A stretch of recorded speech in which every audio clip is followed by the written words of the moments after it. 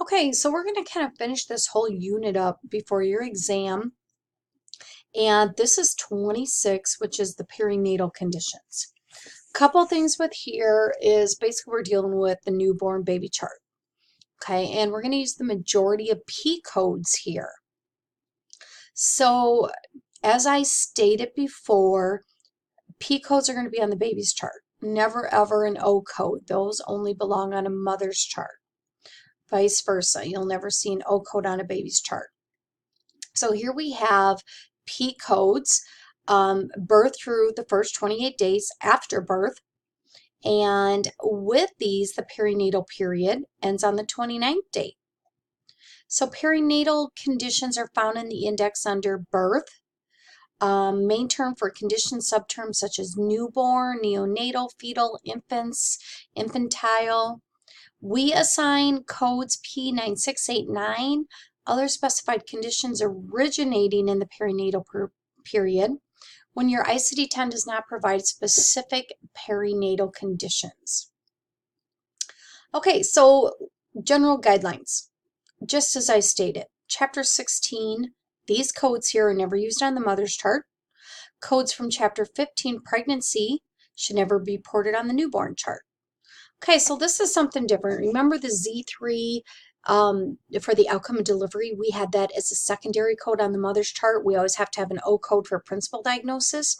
It's just the opposite for newborns. Newborns, we want the Z38 as your principal diagnosis. So again, code perinatal condition as the principal or first listed except on the newborn record. So let me verify that. So I'm saying when a baby's born, you're going to use that Z38 code.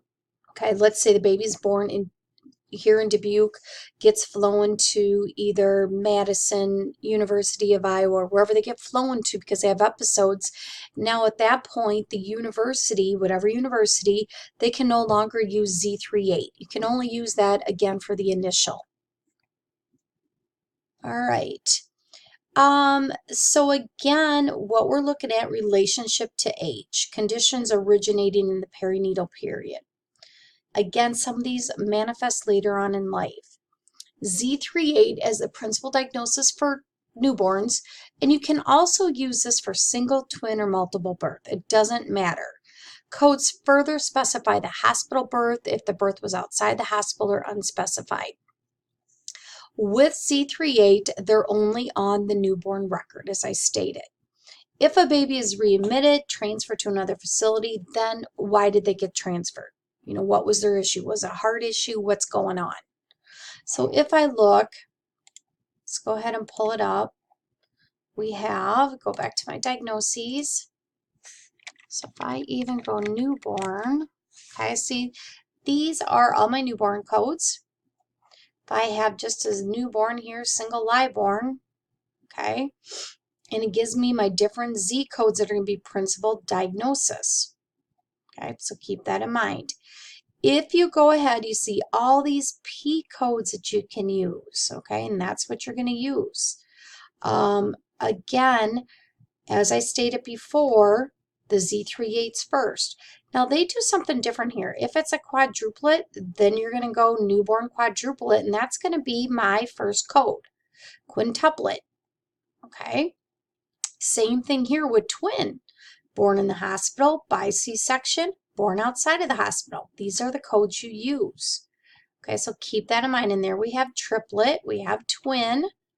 Okay, so with that, again, we have just a plain old simple born in the hospital, delivered vaginally, Z3830 or Z3831. So again, you want to make sure that you're in the right area for that Z code. Okay.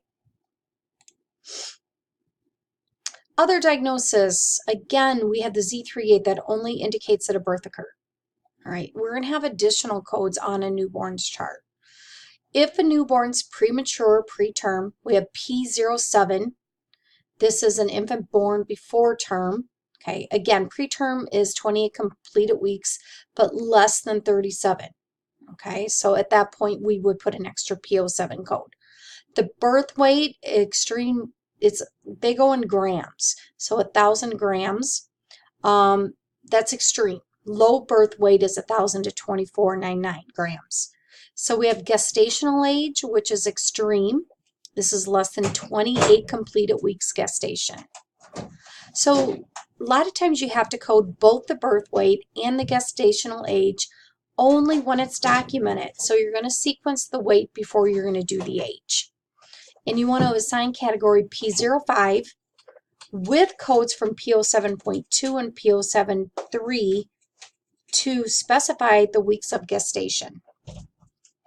Most preterm births are associated with low birth weight, which makes sense. So again, a lot of these are going to be combined together.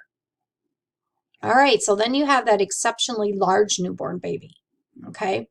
And actually, we have post-term, over 40 weeks, more than 42 weeks for a baby. The large baby is anything over 9 pounds. And again, they're going to go by grams.